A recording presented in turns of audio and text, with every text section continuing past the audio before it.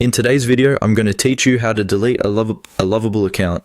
If you've decided you no longer want to use your Lovable account, the process is fairly straightforward, and I'll walk you through it clearly so you can do it without confusion.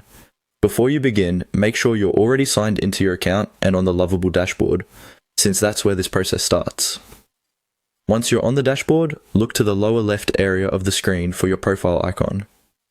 This is usually where account-related options are grouped, so if you need to manage personal settings or account preferences, this is the place to start. Go ahead and click on that profile icon to open the account menu. After the menu appears, click on Settings. This will take you to the section where Lovable keeps your account configuration options.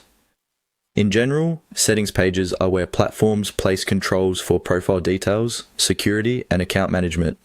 So this is the right place to continue if your goal is to remove the account completely.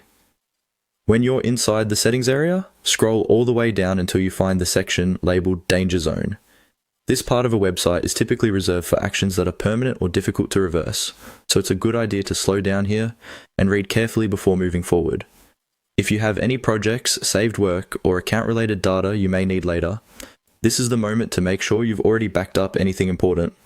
Once you've reached the danger zone, look for the option to delete your account and click it. This is the final action that begins the account deletion process. Depending on what Lovable currently requires, you may see a confirmation prompt before the account is actually removed. If that appears, read the message carefully and follow the on-screen instructions to complete the deletion.